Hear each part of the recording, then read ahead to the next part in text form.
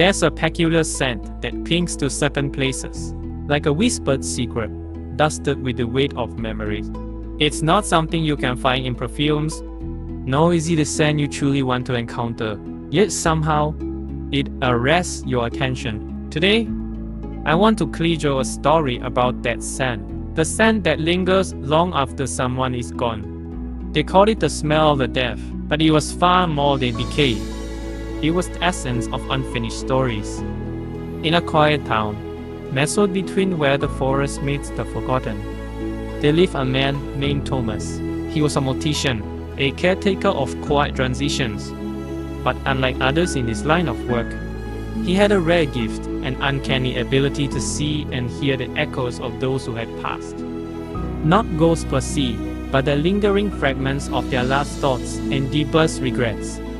One evening, as the twilight bled into the horizon, Thomas prepared the body of a woman who had died alone in her small apartment. The neighbors barely noticed her absence, except for one thing, a smell. It was described simply as dead body smell, rotten and unbearable, and it had seeped through the thin walls like a cruel reminder of mortality. But to Thomas, the scent told a different story. As he worked, the fragrance transformed in his senses, no longer just foul, but layered, intricate.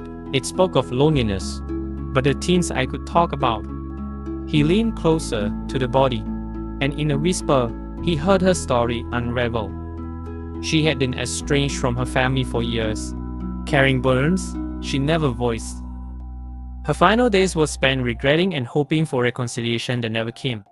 That smell, so terrible to others, was a final message, a plea etched into the very air, a reminder that behind every cold body lies a heart that once beat with hope, sorrow, and love. Thomas decided then that his role was more than preparation of the dead. He was a bridge for the living to understand the depth of those who had passed. He reached out to the woman's estranged brother, sharing the story carried in that unsettling scent. Skeptical at first, the brother eventually came to believe. And in a simple, quiet moment, forgiveness was exchanged, not in grand gestures, but in the soft breaking of silence that had lasted decades. The story traveled quietly through the town, and soon the phrase dead body smell began to lose its terror.